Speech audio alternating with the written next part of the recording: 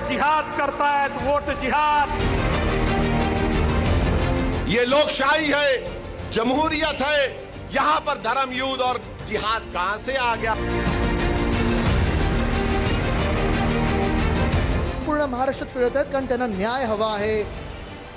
ज्या एकनाथ शिंदेनी, ज्या भाजपानी, ज्या 40 चोरांनी, मला वाटतं इथे पण एक गद्दार आहे जे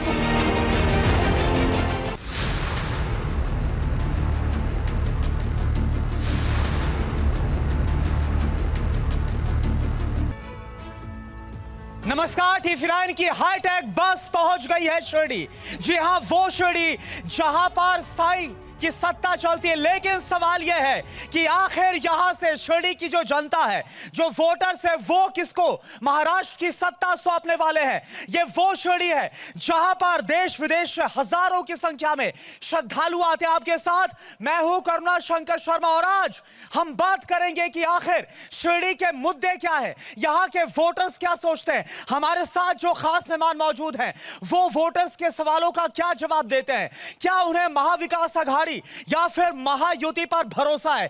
बयान बीते 24 घंटे में बहुत ज्यादा है। चाहे अमित शाह की बात करें, मल्लिकार्जुन खड़गे, इसके अलावा आदित्य ठाकरे की बात करें या फिर असदुद्दीन ओवैसी की, तमाम बयानों का हम जिक्र करेंगे, उस पर हम जवाब लेंगे। लेकिन हम शुरुआत करते हैं और बताते हैं आपको सबसे पहले कि आज के बड़े मुद्दे क्या हैं जिस पर हम चर्चा करने वाले हैं। तो सबसे पहले आज के बड़े मुद्दों पर एक नजर डाल लेते हैं। साईं की नगरी शिरडी की परेशानी आखिर कौन सुनेगा? यहां पर मुद्दे बहुत हैं, परेशानियां बहुत हैं, वोटर्स की शिकायत बहुत है, लेकिन आखिर इनकी कौन सुनेगा? इस पर हम बात करेंगे। साथ ही हम बात करेंगे कि महाविकास और महायुति की किसके वादों पर भरोसा है, क्योंकि एक तरफ संकल्प का जिक्र किया जा रहा है तो दूसरी तरफ बात हो रही है गारंटी की।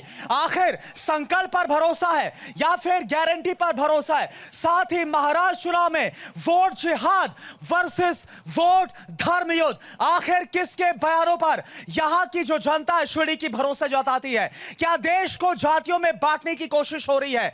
क्योंकि लगातार यह जो मुद्दा है महायुति की तरफ से उठाया जा रहा है और साथ ही महाराष्ट्र के किसानों का मुद्दा बहुत बड़ा है। आखिर कौन सुनेगा किसानों की फरियाद? इस पर चर्चा करेंगे। मैं चाहूंगा कि जोरदार तालियों के साथ बता दीजिए कितना जोश है शिरडी की जनता में। और चलिए अब मंच पर मैं बुलाना चाहूंगा आज हमारे साथ जो खास मेहमान मौजूद हैं। सबसे पहले मैं बीजेपी से अभय जी आपको बुलाना चाहूंगा। जोरदार तालियों के साथ स्वागत करिए अभय जी का, मंच पर आइए आप। और साथ ही में सचिन तांबे जी बीजेपी से हमारे साथ, उनका साथ देने के लिए सचिन तांबे जी भी है। तालियों की आवाज कम नहीं होनी चाहिए। अब इसके अलावा हमारे साथ मौजूद हैं नीलेश खोटे साहब जो कि अजित पवार गुट से, मंच पर आइए, जोरदार तालियों के साथ स्वागत करिए। और साथ ही साथ हमारे साथ सचिन चौगुले साहब हैं जो कि कांग्रेस के प्रवक्ता है, बहुत बहुत स्वागत है, मंच पर आइए आप। और इसके अलावा हमारे साथ सचिन कोटे साहब हैं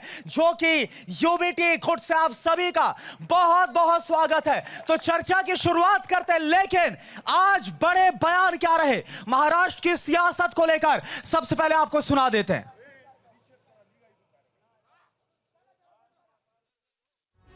कुछ लोग समाज को जाति में, धर्म में, भाषा में, ऊंच और नीच में, स्त्री और पुरुष में, गांव और शहर में न जाने किस प्रकार से टुकड़े टुकड़े टुकड़े में बांटने की साजिश चल रही है।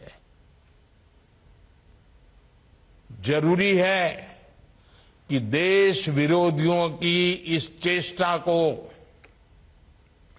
हम उसकी गंभीरता को समझे।